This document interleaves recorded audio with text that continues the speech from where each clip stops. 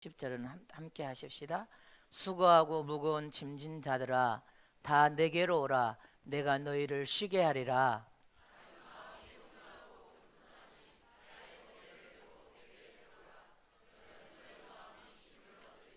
시작. 이는 내 명예는 쉽고 내 짐은 가벼움이라 하시니라. 아멘.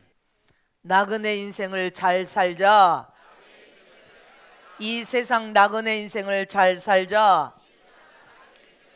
이 세상 나그네 인생을 잘 살다가 첫째 부활을 통하여 하늘나라에 들어가서 왕같은 재상으로 이기고 보좌에 앉자 하늘의 왕으로 상속받자.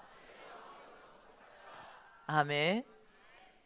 우리는 이 세상 나그네 인생을 잘 살다가 주님 부르시면 가야 됩니다. 오늘 말씀을 영혼과 심령의 생명이 되시기를 축복합니다. 하나님은 전지전능하신 하나님이시요 무소부재하신 분이십니다. 무소부재하신 하나님은 오늘 전 세계에 주를 앙망하며 주의 이름을 부르는 자들 모든 심령 속에 함께 하시고 계심을 믿습니까? 또 하나님의 품속에서 독생하신 예수는 세상에 오셨을 때 하나님의 뜻을 이루시고 하나님의 뜻대로 천국 권세 있는 복음을 선포하고 죽어가는 영혼을 살리며 마귀를 멸하셔서 하나님의 영광을 드러내는 복 있는 삶을 사시다가 십자가에서 하나님께 받은 죽을 계명을 받고 여러분들 인류의 모든 죄를 대속하고 도말하기 위하여 십자가에 죽으셨습니다. 바로 저와 여러분의 죄 때문에 십자가에 죽으셨음을 믿으십니까?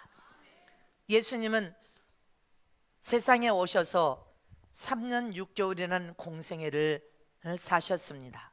3년 6개월 동안 공생애를 통하여 천국 복음을 선포하셨는데 예수님께서 공생애를 시작하실 때 40일 금식을 하신 이후에 성령께서 광야로 몰아내셨더라 이렇게 말씀하셨습니다.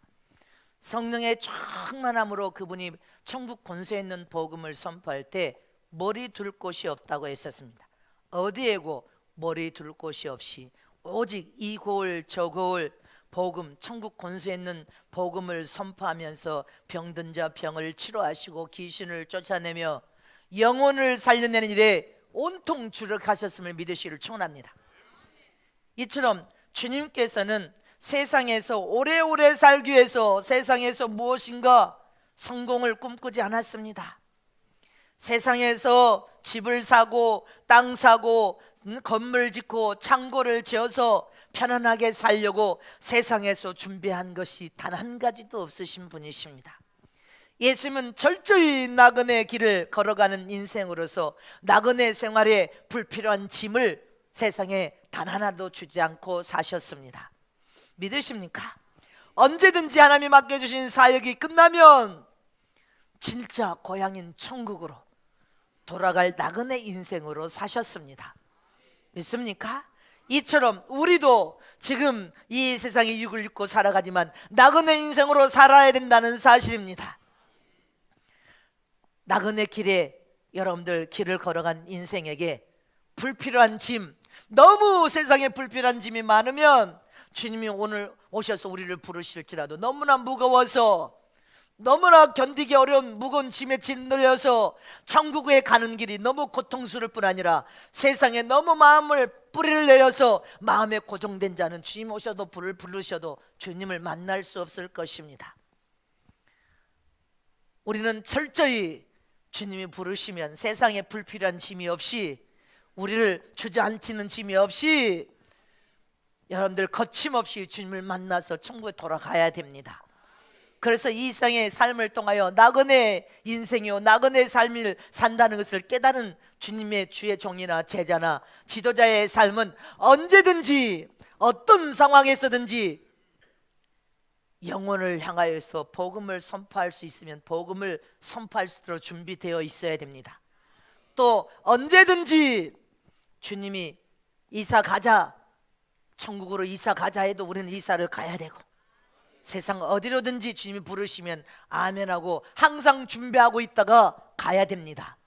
모세야 네 본토 친척 아베 집을 떠나라. 우상의 이 고향을 떠나라. 그래야 네가 하나님의 영광을 드러내는 복 있는 인생이 될 것이다. 이처럼 우리는 항상 준비하고 있다가 주님이 가자 하면 떠나야 됩니다.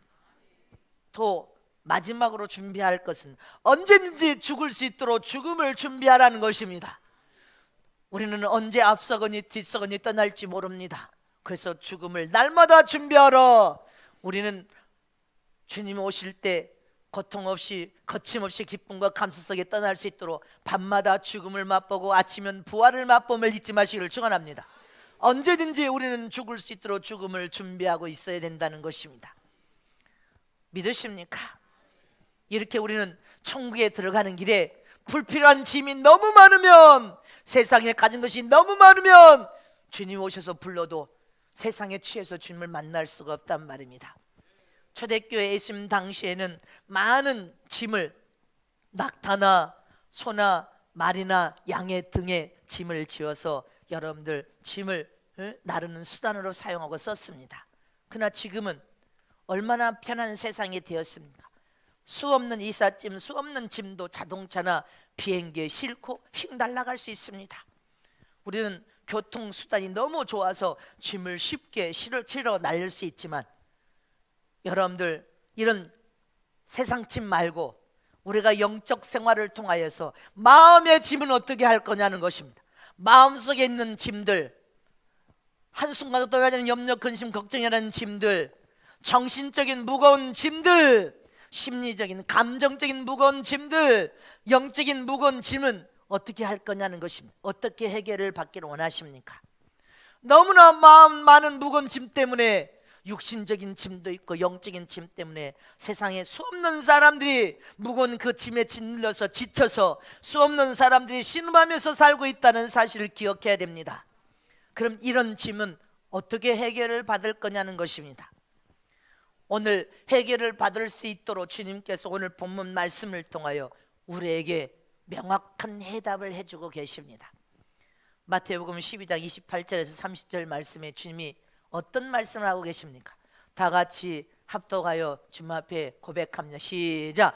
주거하고 수고하고 무거운 짐진 자들아, 다 내게로 오라. 내가 너희를 쉬게 하리라. 나는 마음이 온유하고 겸손하니 나의 멍에를 메고 내게 배우라. 그러면 너희 마음에 쉼을 얻으리니 이는 내 멍에는 쉽고 내 짐은 가벼움이니라 하시니라. 믿습니까? 이 말씀은 우리에게 너무나 큰 위로와 새 힘을 주신 말씀을 믿습니까? 너희가 육신적인 짐이 됐든 영적인 짐이 됐든 어떤 짐이든지 너희가 짐을 짊어지려고 하지 말라는 것입니다. 주님께 다 맡겨라. 조금만 맡기지 말고 다 맡겨라. 다 맡기는 저와 여러분 되시기를 진심으로 축원합니다. 주님께 다 맡기고 너희는 쉼을 얻어라. 이렇게 주님은 우리에게 새 힘과 새 능력을 주셨음을 믿습니까? 고린도후서 5장 4절 말씀에 보면 시작. 이 장막에 있는 우리가 짐진 것 같이 단식하는 것은 벗고자 함이 아니요 오직 덧입고자 함이니 죽을 것이 생명에게 삼킨 바 되게 하려 함이라. 믿습니까? 이 육신은 영혼을 담고 있는 장막집입니다. 이 장막집이 숨이 멎어서 죽어버리면 여러분들 영적인 신앙생활도 육신적인 신앙생활도 다 끝나버린 것입니다. 장막을 벗어 던져버릴 수는 없습니다. 그러나 오라 공고하다도 이 육신의 소욕과 정욕, 세상에서 형통하고 잘 되려고 세상의 성을 꿈꾸는 이 육신의 장막집에 진짜 참나인 영혼의 사람인데, 이 육신의 장막을 통해 영혼이 여러분들 탄식한다는 것입니다. 그러나 육체를 벗어버리면 우리는 개인의 종말을 통하여 죽을 수밖에 없으나 주님이 뭐라고 하십니까? 더 강력한 힘을 덧입으라는 것입니다. 어떤 힘입니까? 영적인 힘, 할렐루야. 성령을 통하 영적인 강력한 힘을 덧입으면 우리는 육신적인 일이나 영적인 일할 이 기회를 놓치지 않고 육체를 잘 활용하여 잘 사용하고 쓸 수 있음을 믿으시기를 축원합니다. 그런데 너희가 성령의 힘으로 더 강력한 힘을 덧입되 너희 자신이 무거운 짐을 지려고 하면 너무나 고통스럽고 어려우니 다 주님께 내려놓으라는 것입니다. 다 맡겨놓고 내려놓아라. 나그네 인생을 너희가 잘 살길 원한다면 모든 짐을 다 주님께 다 맡기고 다 내려놓으라는 것입니다. 그리고 나그네 인생을 가장 복되고 가치 있게 잘 살 수 있는 믿음의 사람들이 되라는 것입니다. 여러분들 얼마 전에도 한국 뉴스 보도에 한국의 아주 제일 큰 재벌 총수가 암에 걸려서 병원에 투병하는 것을 볼 수 있습니다. 산소 호흡기만 끼고 있다고 하지 않습니까? 미국에 가서 수술을 받으려고 돈을 많이 줄 테니까 수술해 달라고 해도 수술하여 고칠 방법이 없다고 하더라는 거 여러분들 들었을 것입니다. 최고 큰 재벌 총수는 수조의 원의 돈을 가지고 있지만 여러분들 병을 돈을 주고도 고칠 수가 없어. 그런데 큰 기업을 운영한다는 것이 쉽습니까? 수만의 여러분들 사원들을 건드리고 얼마나 힘들고 무거운 짐에 짓눌렸으면 견디다 못해서 쓰러져서 큰 중병이 걸리냐는 것입니다. 저도 이 작은 교회 9시 타임에 180여 분, 많아야 200여 분 9시 타임, 여러분들 11시 타임 다 합쳐서 아이들까지 몇백 명입니까? 그런데 이 작은 교회들 운영하는 것도 선교사회 가는 거, 신부단장성이 하는 거 얼마나 힘들든지 머리가 다 빠지고 여러분들 얼마나 마음에 힘들고 어렵든지. 그래서 힘들 때마다 나는 그래, 주님 내 교회도 아니고 주님이 주인 되셨습니다. 주님이 명령하여 가라 하면 나는 가고 쓰라 하면 쓰고 죽으라 해도 나는 죽겠습니다. 주님이 하셔야지. 나는 도저히 선교사역과 내 힘으로 하는 것도 아니고 전 세계 선교사역에 300명이 운영하고 돌아가고 있는데 그들은 육체로 뛰는 선교사, 우리는 기도로 물질로 뛰는 선교사입니다. 신부단장 성회를 통하여 마지막 초수 타작을 명령하셔서 저는 목숨을 걸고 초수 여러분들 신부단장 성회를 회개운동 성령운동을 하고 있고, 체육관 운동장 성회도 주님의 명령에 따라 주님이 명령하셔서 순종하는데 체육관 운동성회는 아무나 할 수 없습니다. 여러분들 체육관 운동성회는 아무나 하나님의 능력과 힘과 권세가 없이는 도저히 할 수 없는 것이 체육관 성회인데 전 세계 80개국에서 주님이 훈련을 시켜서 체육관 성회를 20년 기도시켜서 명령하셨습니다. 무르익은 알곡 추수 신부단장이다. 너무 어느 때는 너무 힘이 버거워 너무 버거워. 웃어도 웃는 것이 아니야. 근데 여러분들 가정 경영하는, 여러분들 한 가정을 경영하는 가장인 남편들, 아내들, 한 가정을 여러분들 경영하는 경영자들입니다. 한 가정을 경영할 때도 힘들어 못 살아. 지가정 운영하는데도 아우성입니다. 전세가 어쩌고 가게세가 어쩌고 월세가 어쩌고 네 손톱만한 서너 명 갖는 한 가정을 경영하는데도 아우성을 친단 말입니다. 사네 못 사네. 지 가정인데도. 그렇습니까? 안 그렇습니까? 그런데 예수님께서 초대교회 당시나 지금 현재나 인생의 무거운 짐을 짊어진 나그네 인생길에 너희가 고통으로 걸어가지 마라. 그 짐을 다 내게 맡겨라. 그 짐을 다 내게 맡겨버려라. 주님께 다 맡겨버려라. 그렇게 권면하고 있습니다. 자, 두 수목 고백을 해야 고백된 대로 되어집니다. 내 무거운 짐을 다 예수님께 맡겨버리리라. 내 무거운 짐을 다 예수님께 다 맡겨버리리라. 오늘 본문에 뭐라고 했습니까? 예수님이 나는 마음이 온유하고 겸손하니 나의 멍에를 메고 내게 배우라. 누구에게 배우라? 주님께 배우래요. 그러면 너의 마음에 쉼을 얻으리니 주님께 배워라. 주님은 다 해결할 수 있는 처방전을 우리에게 주셨습니다. 너희가 예수님께 배워서 무거운 짐을 다 예수님께 맡기고 다 예수님께 드려버리면 너의 멍에는 짐은 가볍게 된다는 거예요. 홀가분하게 된다는 거예요. 다 주님께 맡겨버려라. 주님께 다 맡기는 저 여러분 되시기를 축원합니다. 그리고 주님과 함께 주님이 내 대신 명예를 져주시고 주님과 함께 나그네 인생을 주님과 함께 동행하고 주님과 함께 하면서 걸어가면 잘 살 수 있는 비결을 오늘 말씀을 통해서 우리에게 교훈하셨습니다. 우리는 오늘 본 말씀을 통하여 은혜를 받을 뿐 아니라 깊이 여러분들 나름대로 고민하는 시간 되시기를 축복합니다. 어떻게 해야 나그네 인생의 삶을 잘 사는 길이냐는 것입니다. 첫 번째로 나그네 인생을 잘 살려면 물질의 멍에를 가볍게 해야 된다는 사실입니다. 다 두 손 높여 주십니다. 나그네 인생을 잘 살려면 물질의 멍에를 가볍게 해야 된다. 물질의 멍에를 가볍게 해야 된다. 아멘. 지금 이 시대는 물질 문명의 시대. 세상에 바벨탑을 쌓으려고 몸집에서 바벨탑을 쌓고 무섭게 발달하는 세상과 사회에 우리는 속하여 살고 있습니다. 세상은 결코 만만한 세상이 아닙니다. 저는 미국 비자를 받으러 20년, 10년 전에 한국의 미국 대사관에 들어가는데 들어간 입구에 딱 들어가니까 미국이요, 미국. 한국이 아니야, 미국이야. 얼마나 미국이 어떤 것을 그 대사관에서 맛봤어. 이야, 사무적이고 백인들이 동양인을 우습게 여기는 콧대 높은 사람들.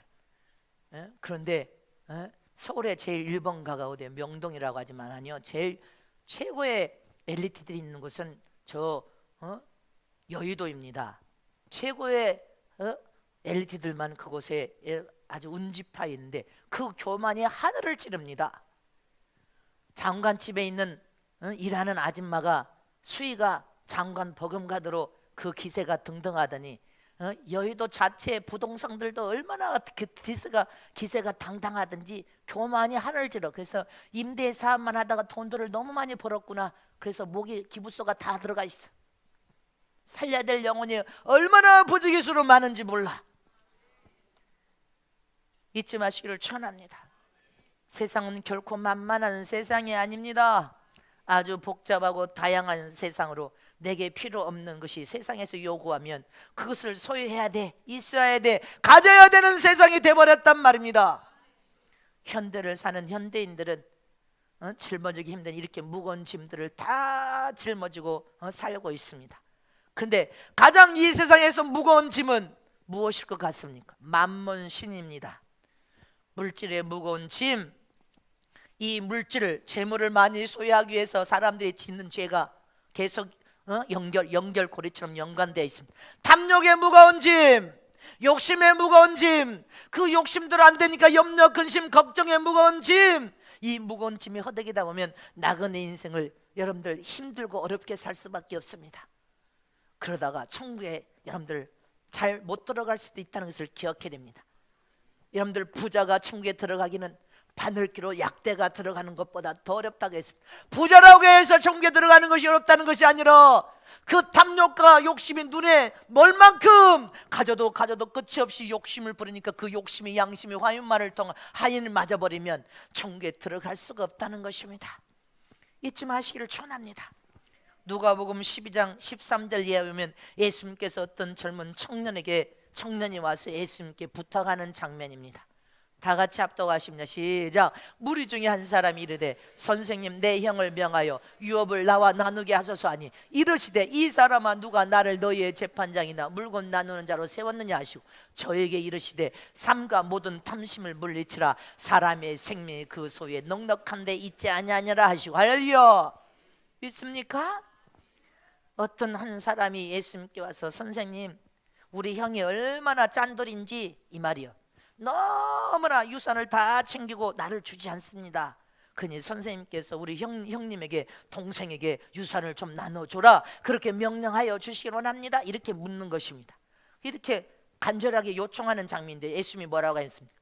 누가 나를 너희 재산으로 나누는 그런 자로 세웠느냐? 누가 나를 너희의 재판장으로 세웠느냐? 누가 나를 너희 물건으로 나누는 자로 세웠느냐? 삼가 모든 탐심을 물리치라 했습니다. 네 마음의 욕심을, 탐심을 물리쳐라. 사람의 생명 그 소유한 재물에 넉넉한 데 있지 아니하느니라. 할렐루야. 사람의 죽고 사는 생명의 주권자는 하나님이심을 잊지 마시기를 축원합니다. 믿습니까? 누가복음 18장 18절 이하에도 뭐라고 했습니까? 다 같이 합독하십니다. 시작. 어떤 관원이 물어 가로되 선한 선생이여 내가 무엇을 하여야 영생을 얻으리까? 예수께서 이르시되 내가 어찌하여 나를 선하다 일컫느냐? 하나님 한 분 외에는 선한 이가 없느니라. 내가 계명을 안 하니 간음하지 말라, 살인하지 말라, 도적질하지 말라, 거짓 증거하지 말라, 내 부모를 공경하였느니라.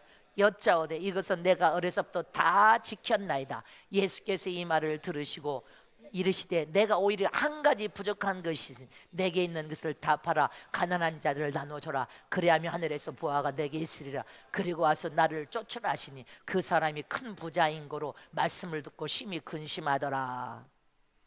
여러분들 이 말씀 보세요. 어떤 부자가 관리야, 부자 관리가 예수님께서 선한 선생님이요, 내가 어떻게 해야 영생을 얻으리까 이렇게 묻는 것입니다. 그러니까 계명을 지키라니까 나는 어렸을 적부터 지금까지 하나님 계명을 다 지켰대. 근데 주님이 뭐라고 합니까? 한 가지가 너한테 부족하대. 한 가지가. 네가 계명을 다 지켰느냐? 근데 한 가지가 너에게 부족하대. 네가 영생을 얻기 위해서는 한 가지가 없는데 내게 있는 것을 다 팔아 가난한 자들을 나눠줘라. 그래야면 하늘에서 보아가 내게 있으리라. 그리고 와서 나를 쫓으라. 근데 이 큰 부자가 자기 계명은 다 지켰다고 하면서도, 여러분들 성경 하나님을 사랑하는 것이 큰 강령이라고 했습니다. 위로는 하나님을 사랑하고 땅으로는 내 이웃을 내 몸처럼 사랑하는 것이 큰 강령인데, 다 모든 계명을 지켰다고 하는데도 불구하고 네 것을 다 팔아서 가난한 자에게 다 주고 나를 쫓으라, 그 말에 큰 부자는 근심하여서 그렇게 하지 못하고 떠났다라 이렇게 되어 있습니다. 여러분들도 네가 가진 것 다 팔아서 가난한 자에게 나눠주고 나를 쫓으라, 하늘에 큰 보화가 있으라 하면 그렇게 할 수 있는 믿음의 사람이 있습니까? 자기 자신에게 물어봐야 돼. 물질은 너무 많이 소유해서 큰 부자가 돼도 돈에 대한 욕심, 그 욕심이란 무거운 짐 때문에 여러분들 한 가지도 손에서 내려놓을 수가 없는 것입니다. 더 많이 소유하고 싶고 더 많이 갖고 싶습니다. 예수께서 저를 보시고 가라사대 세상에 있는 자는 한 나라에 들어가기가 어떻게 어려운지 바늘기로 약대가 들어가는 것보다 어렵다 이렇게 뒤미쳐 말하고 있습니다. 큰 부자는 더 큰 부자가 되기를 소원하는 욕심으로 가득 차 있습니다. 그래서 그 욕심이란 무거운 짐에 짓눌려 삽니다. 또 너무 가난한 자는 가난해서 물질이 없어서 항상 물질 때문에 근심 걱정 탐욕, 어떻게 하면 돈을 많이 벌어볼까, 어떻게 하면 돈을 많이 벌어 떵떵 버릴까, 어떻게 하면 여러분들 이렇게 탐심의 멍에를 짊어지고 이기심의 멍에를 짊어지고 시기심의 멍에를 짊어지고 욕심의 멍에를 짊어지고 나그네 인생을 하나님 뜻대로 살지를 못해 맨날 주저앉아서 무거운 짐에 짓눌려서 어떻게 살까, 어떻게 살까. 가난도 여러분들 걸림돌인 것입니다. 항상 탐심의 멍에를 짊어져야 돼. 항상 염려, 근심, 걱정에 여러분들 멍에를 짊어져야 돼. 할렐루야. 그래서 하나님이여 나를 가난하지도 말게 하시고 너무 부자 되어서 더 큰 욕심을 부리지도 않도록 매 순간 기도하면 하나님이 응답하시고 축복하여 주시옵소서. 이것이 진짜 우리를 살릴 수 있는 신앙과 믿음입니다. 예수님께서 어리석은 부자의 비유를 우리에게 또 교훈하셨습니다. 부자가 농사를 지어서 풍년이 들었어. 풍년. 농사가 잘 되자 창고에 가득가득 채웠어. 또 농사가 잘 되니까 더 창고를 더 크게 지어서 가득가득 곳간에 가득가득 채워놓고 이제 놀며 먹고 내 영혼아 평안하자 평안하자 평안하자 누리며 살자 이렇게 생각할 때 주님께서 뭐라고, 이 어리석은 자여 네 영혼을 오늘 밤 내가 불러가면 네 많은 재물이 누구시 되겠느냐. 그러니 내 이수하고 욕심 부리지 말고 나누어라 나누어라 줘라. 이것이 주님의 명령임을 믿습니까? 존 웨슬레의 경제 철학을 보면요, 그의 경제 철학은 존 웨슬레 신앙과 믿음의 삶을 통하여 그의 경제 철학을 보면 뭐라고 돼 있냐면 힘써 벌어라는 거예요. 땀 흘려 수고 열심히 힘써 벌어라, 힘써 저축하라, 그 다음에 힘써 나누어줘라. 너만 욕심 부리지 말고 전부 다 나누어줘라. 나누어주고 나누어주다 보면 그것이 심겨지고 심겨져서 심은 대로 거둘 때 하나님 앞에서 세상에서도 100배로 네가 보상과 멸류관을 거둘 것이고 천국에서도 100배로 보상과 멸류관 영광으로 거두게 될 것이다. 이게 성경적인 주님께서 우리에게 제시한 경제 철학인 것처럼 존 웨슬리도 하나님의 말씀을 통해 심은 대로 거두리라. 우리는 하나님 앞에 물질의 탐욕을 버려야 되는 것입니다. 내가 하나님 앞에 물질관이 어떠한 것을 유심히 살펴보면 그 사람이 하나님을 사랑하는 사람인지 얼마나 하나님을 믿는 믿음의 분량을 가졌는지를 알 수가 있습니다. 물질의 관리를 잘 보면 알 수 있습니다. 11조 몇만 원, 11조 몇십만 원 아까워서 하나님 앞에 못 내. 11조 드릴 때마다 그것을 도적질하고 싶어서 마음에 두마음을 품고 이럴까 저럴까 이럴까 저럴까 아까워.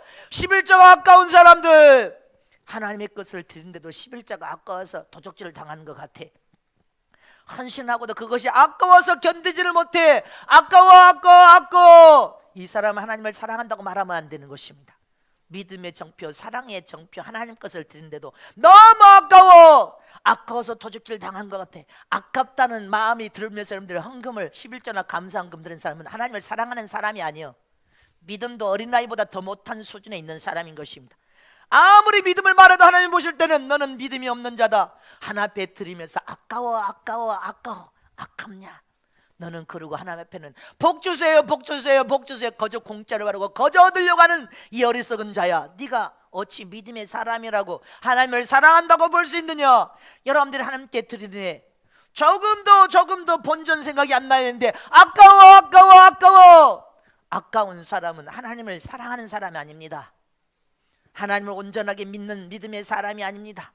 그런데 하나님께 드릴 때는 아까워서 손이 벌벌 떨리면서, 하나님께 기도할 때는 거저 공짜로 다 받고 싶어. 다 주세요. 그냥 주세요. 탐욕과 욕심으로 그냥 얻고를 원하는 이런 사람은요, 하나님께 복을 받을 수가 없다는 것을 잊지 마시기를 축원합니다. 진정으로 하나님을 사랑하는 믿음의 사람은, 할렐루야, 하나님을 사랑하고 하나님을 믿는 믿음의 참 사람은 값없이 나를 희생하는 것입니다.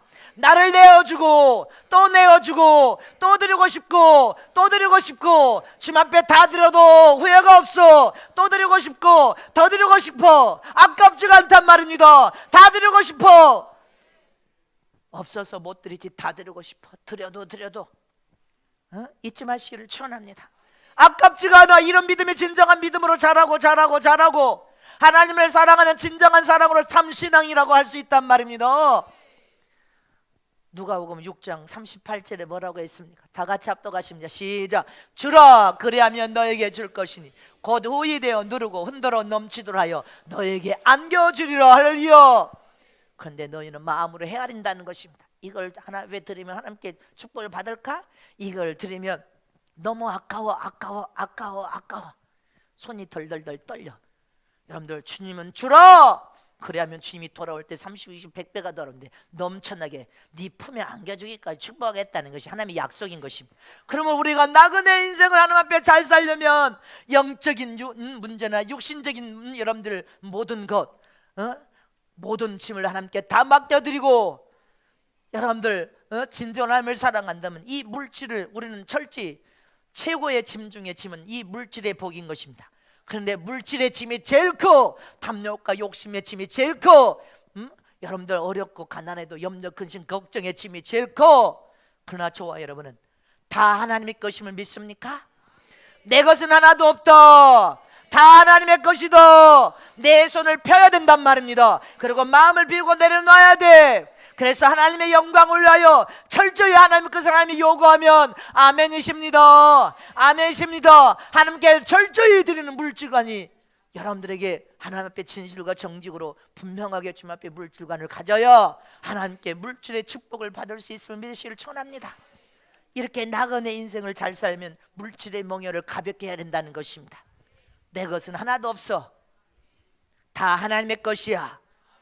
하나님이 원하시면 하나님 앞에 여러분들 즉각 우리는 믿음으로 순종할 수 있어야 돼. 지성전을 위해 여러분들이 다 이 모양 저 모양 헌신하는 거 하나님이 흠양하시고 기뻐하셨음을 믿으시기를 축원합니다. 마음을 다하여 드릴 마음만 있다면, 그런데 아까워서 못하고 복은 아주 주님 앞에 다른 사람보다 더 많이 받고 싶어. 너는 네 자신을 스스로 속이는, 이런 속이고 거짓말하는 거짓말자인 거 되지 말아라. 하나님을 없이 여기고 우습게 여기는 자가 되지 말라는 것입니다. 우리는 나그네 인생을 잘 살 수 있는 비결은 여러분들 물질의 멍에를 가볍게 해야 됩니다.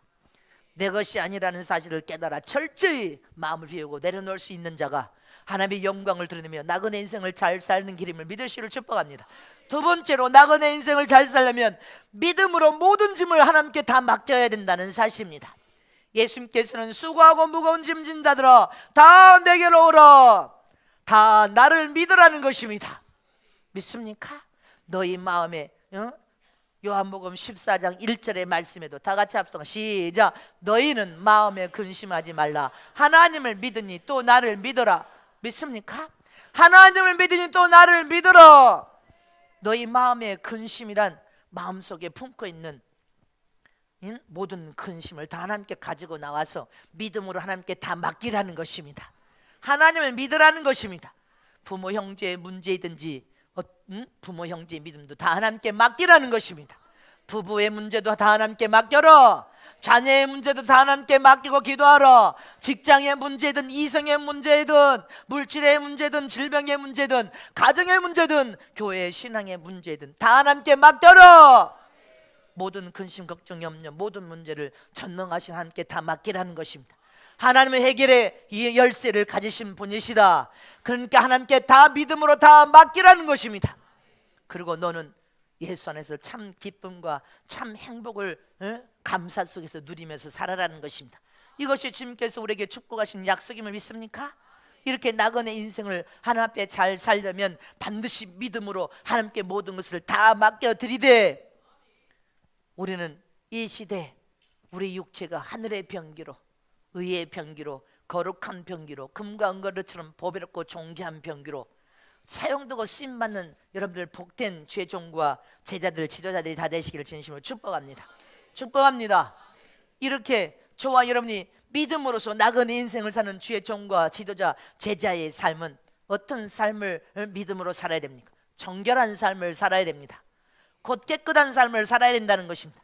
인격과 삶이 깨끗하고 거룩한 삶, 정결한 삶을 살아야 되는데 너무 복잡하고 지저분한 일을 하면서 지저분한 삶을 살면 깨끗하게 살기가 힘들기 때문에 자기 자신을 스스로 지켜 깨끗하고 정결하게 여러분들 유지를 시킬 수 없는 것입니다. 그래서 우리는 너무나 복잡하고 너무나 세상적으로 여러분들 너무나 자기 자신을 거룩하고 정결하게 지키지 못한 그런 세상에 여러분들 우리는 속하지 않으시기를 진심으로 축복합니다. 또 우리가 믿음의 삶을 통하여 주의 종 지도자 제자의 삶을 통하여 잘 사는 비결은 뭡니까? 신뢰를 줄 수 있는 마음을 가져야 됩니다. 하나님과 나 사이도 신뢰를 할 수 있는 신용가진 믿음으로 하나님만을 신뢰하고 믿고 하나님을 온전하게 전적으로 의지하여 하나님만을 바라보고 하나님만을 의지하고 하나님의 도움을 구하면서 하나님만 따라가면 자동으로 하나님께 인정을 받고 신뢰를 받으면 세상 사람에게도 자동으로 신뢰받고 인정받는 삶을 살 수밖에 없습니다. 그런데 하나님과 나 사이는 신뢰가 깨져버리고 인정을 받을 수 없는 그런 삶을 살면서 어떻게 하나님께 인정과 사랑을 받고 세상에게 인정과 사랑을 받기를 원합니까? 우리가 믿음을 통해 함께 나그네 인생의 삶에 잘 살려면 신뢰를 서로 줄 수 있는 그러한 믿음의 삶, 신뢰를 신용의 관계를 잘 맺어야 된다는 것입니다. 또 주님과 협력하여 함께 가는 삶을 살아야 됩니다. 무슨 일인지 나의 단독적으로 행치 않고 주님께 기도해서 주님이 기뻐하는 삶, 주님이 좋아하는 삶, 주님이 원하시는 삶을 주님과 함께 합력하여 주님과 함께 가면 나의 모든 명예를 주님 앞에 다 맡겨드리고 주님과 함께 가면 자동으로 우리의 삶은 짐이 가벼워진 삶, 기쁨과 감사 속에 행복한 삶을 살 것을 믿으시기를 축원합니다. 처음에 새가 알을 품어서 알에 툭 튀어서 새가 탁 튀어나올 때는 어떻게 튀어나옵니까? 날개 축지에 새털이 하나도 없습니다. 민둥살처럼 그렇게 새가 탁 튀어나옵니다. 털이 온몸에 털이 없어. 날개 축지에도 여러분들 털이 없으니까 띠뚱띠뚱하면서 새끼들은 넘어지려고 띠뚱거립니다. 이 어릴 적에는 이 날개 축지, 날개가 없는 쪽지가 너무나 무거워. 무거운 짐이다. 그래서 띠뚱거리고 이 짐을 띄어버렸으면 좋겠어. 근데 얼마 안 있어 날개에 털이 나기 시작합니다. 털이 돋아나서 온몸에 털이 숭근숭근 다 털을 갖추니까 그 짐스러웠던 날개 쪽지가 내 몸 전체를 하늘을 날게 하는 힘과 능력이 되어진다는 것을 그때서 비로소 새가 알게 됩니다. 이처럼 지금 믿음이 연약하고 믿음이 어릴 때는 하나님의 계명이 직행한다는 것이 부담이 되고 짐처럼 느껴져.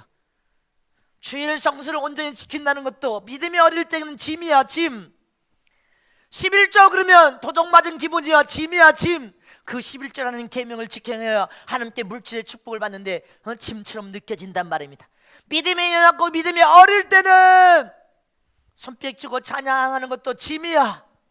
기도하는 거, 무릎 꿇고 기도하는 게 중노동인데 그 중노동이 기도도 너무 짐스러워. 그거 안 하면 안 돼?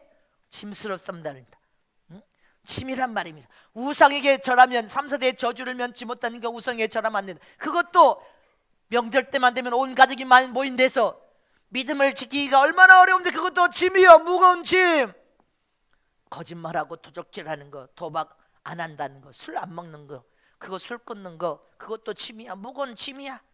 그것만 말 안 했으면 좋겠는데 우리 목사님은 막 지옥 간증도 하면서 술 끊어! 그게 얼마나 무거운 짐이야. 술 먹는 사람은. 담배 끊어! 간음죄 저지르지 마! 아니 얼마나 짐이냐 이 말이에요. 사업에 부도난 사람들 11조 생활 절저해요. 하나님께서 물질의 축복을 다시 회복시켜 놓을 수 있어. 그래 얼마나 짐이냐 이 말이에요. 믿음이 연약하고 믿음이 어릴 때는 그게 다 짐처럼 느껴지지만 교회에 와서 하나님의 말씀을 듣고 그 속에서 마음이 괴롭지만 믿음이 성장하고 영이 성장하면서 한 달이 가고 6개월이 가고 1년이 가고 2년이 가지고 3년이 가면 갈수록 믿음의 날개가 자라서 나오는 것처럼 여러분들 새 날개죽지에 털이 나오는 것처럼 믿음이 성장하고 믿음의 날개가 자라고 믿음이 잉태되어서 믿음의 깃털이 생겨나고 믿음으로 행할 때 할렐루야 믿음의 능력을 체험하면서 하나님의 역사를 맛보는 거예요. 11조를 하니까 그렇게 기쁨 속에서 믿음이 팍 자라는 속에서 하나님이 살아계신 하나님이 기적같이 산속에 오시고 사업장에 오셔서 역사하는 것을 체험합니다. 체험하면서 믿음이 쑥쑥쑥 날개죽지가 나오니까 자, 이게 무거운 계명이 아니고 무거운 짐이 아니었구나. 하나님이 주신 계명은 무거운 짐이 아니라 나를 살리는 계명이었고 나를 형통하고 잘되는 계명이었구나. 무거운 짐이 아니라 여러분들 계명이 나를 살리는 축복이 된다는 것을 깨달아야 더 하나님께 가까이 찾아가서 하나님을 사랑하고 하나님을 믿는 믿음을 통하여 하나님을 전적으로 의지하고 하나님의 이름으로 기도함으로 여러분들 더 큰 은혜와 축복을 받는 비결이 된다는 것입니다. 그래서 믿음이 연약하고 믿음이 약할 때는 아직 새 날개죽지에 털이 안 나는 것처럼 믿음이 자라질 않았어. 그러니까 아까워. 그런데 주님이 수고하고 무거운 짐진 자들아 다 내게로 오라. 내게 다 맡겨라. 그리고 가벼운 마음으로 나그네 길을 잘 가는 동안 내가 너의 삶에 찾아가서 너와 함께 해주리라. 네 짐을 내게 맡기면 내가 네 짐을 짊어주리라. 너는 가볍게 가라. 믿습니까? 너는 하나님의 말씀 안에 계명을 사랑하고 계명을 지키 행하면서 거룩하고 깨끗하게 살면서 할렐루야 하나님이 신뢰할 수 있는 신용을 가질 수 있는 믿음으로 할렐루야 주님과 함께 동행하면서 함께 일하자. 너는 그 속에서 풍성한 생명을 주님이 부어줄 것이고 그 생명 안에서 참 자유와 안식을 누리면서 형통하고 잘되게 하리라. 믿습니까? 우리는 다 주님께 맡기고 믿음으로 나가는 인생을 잘 사는 저럼 되시길 진심으로 축복합니다. 믿음의 주의 종과 지도자와 제자의 삶은 믿음의 신부로서 하늘나라 여러분들 이곳 천국 결혼식장에 들어가 최고 영광스러운 예수 신랑과 결혼식을 맛보고 왕같은 재산으로 하늘나라의 보좌에 앉는 왕이 되기를 원한다면 인색함이 없어야 됩니다. 하나님께 드는 것은 아까웠지 않아야 된단 말입니다. 저는 아까우면서 하나님께 거저달라고 그냥 축복해 주세요. 그냥 공짜로 주세요 하고 이건데 저건데 사사건건 하나님께 불신한 것과 불순종으로 하나님이 기뻐하겠냐는 것입니다. 네 신앙에 믿음이 연약하고 어려서 아직도 믿음의 날개가 안 났구나. 여러분들 저와 여러분은 나그네 인생을 잘 살려면 할렐루야 다 주님께 맡기고 철저히 하나님만을 전적으로 의지하고 믿는 믿음의 삶을 사는 저와 되시기를 축복합니다. 마지막 세 번째로 나그네 인생을 잘 살려면 주님과 잘 조화를 이루는 삶을 살아야 됩니다. 두 손 높여 주십니다. 나그네 인생을 잘 살려면 주님과 잘 조화를 이루는 삶을 살아야 된다. 믿습니까? 우리 신앙과 믿음을 통해 가장 굴곡 없이 큰 고통 없이 인생의 삶의 불행 없이 우리 인생의 순탄한 삶을 살길 원하십니까? 에녹은 350년 동안 주님과 동행하며 살다가 살아서 불병거 타고 천국에 들어갔습니다. 이처럼 하나님의 말씀 안, 우리가 예수 안에서 우리 인생에 큰 굴곡도 없고 큰 고통도 없고 큰 시련과 불행이 없이 여러분들 순탄하게 살길 원하십니까? 순탄하게 살길 원한다면 오직 하나님의 말씀이라면 예로만 순종을 잘해도 여러분들 인생에 여러분들 순탄한 삶을 살면서 복을 받을 수가 있습니다. 또 하나님의 계명을 사랑하여서 그 계명을 삶 속에 잘 믿음으로 지켜 행하며 하나님을 의지하면서 예배에 힘쓰고 기도에 힘쓰고 전도에 힘쓰면서 하나님의 뜻대로 감사생활만 잘해도 여러분들 인생의 삶은 순탄한 삶을 살 수 있습니다. 큰 불행과 고통 없는 삶을 살 수 있습니다. 또 하나님의 이름 예수 이름으로 기도하는 삶, 온전한 사귐을 통한 한과 온전한 교제, 교통이 잘 이루어지는 삶을 통하여 아버지만 불러 여러분들의 삶에 아버지가 찾아와서 주의 음성을 들려주고 주님과 온전한 사귐을 통하여 대화를 통하여 주의 음성을 듣고 할렐루야, 영적인 신앙의 삶을 여러분들 믿음으로 삶을 살기만 해도 순풍의 돛담배처럼 여러분들 남풍만 불어 태풍이 여러분들 인생의 삶에 불어오질 않아. 광풍이 불어오질 않아. 여러분들 순풍의 돛담배처럼 오직 남풍만 부는 인생의 삶, 순탄하고 잘되고 형통한 삶을 살 수 있는 비결이란 말입니다. 잊지 마시기를 축원합니다. 그러면 우리 인생이 나그네 인생을 잘 살려면 하나님과 온전한 사귐을 통하여 잘 조화를 이루는 친교가 이루어져야 된다는 말입니다.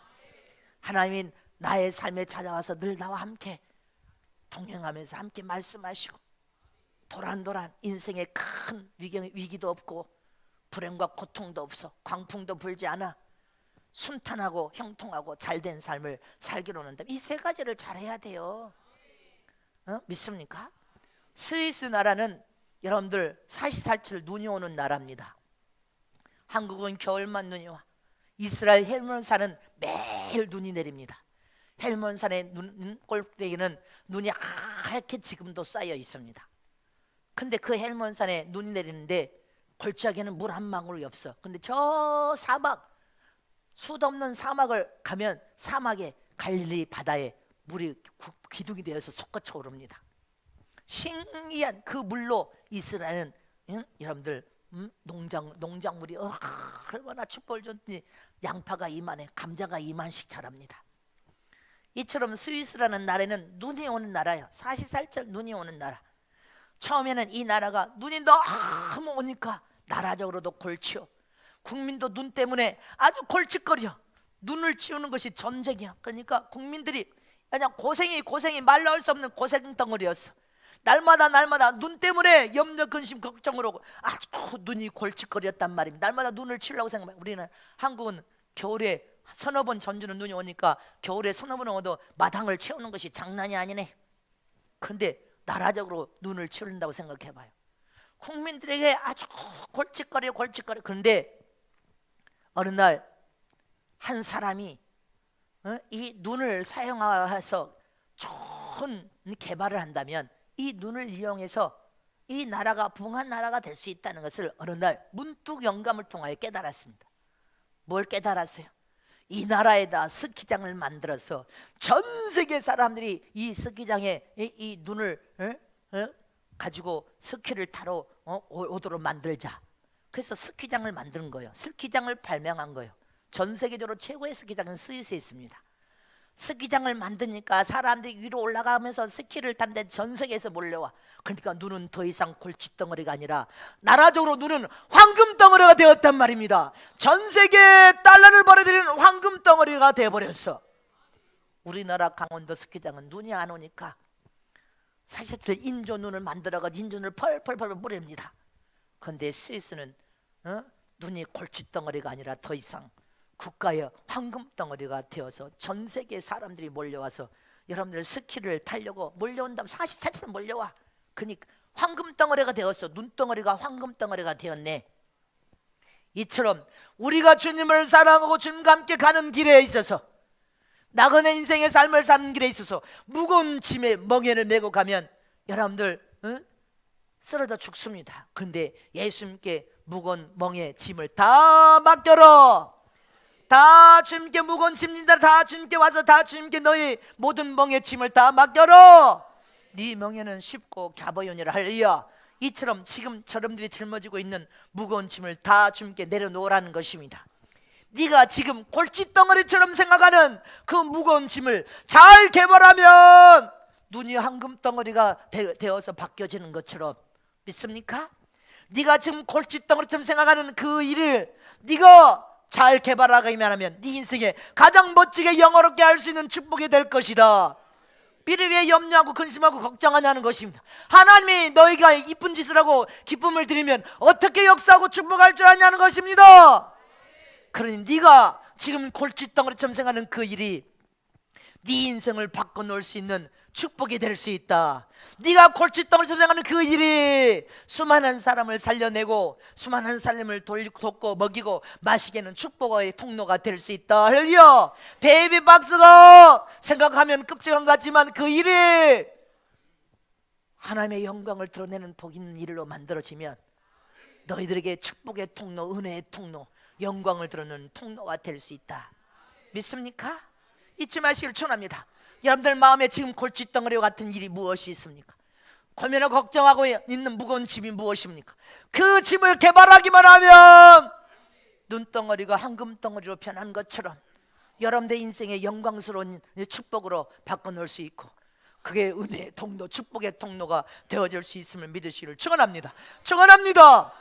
이처럼 우리 인생의 나그네 삶을 잘 살려면 물질의 멍에를 가볍게 하는 삶을 살아야 되고, 믿음으로 오직 전적으로 하나님을 의지하여 전적으로 하나님께 모든 것을 다 맡겨드려야 됩니다. 무거운 짐을 다 하나님께, 주님께 맡겨드리는 저럼 되시기를 축원합니다. 또 주님과 온전한 친교, 사귐, 조화가 잘 이루어져야 됩니다. 그래서 조화를 잘 이루려면 하나님의 뜻대로 순종하는 믿음의 삶을 살아야 되는 것입니다. 아멘이십니까? 그래서 우리 인생이 복된 인생, 축복받는 인생, 축복의 통로가 되고 여러분들 은혜의 통로, 하나님의 영광을 드러내는 통로들이 다 되시길 진심으로 축복합니다. 축복합니다.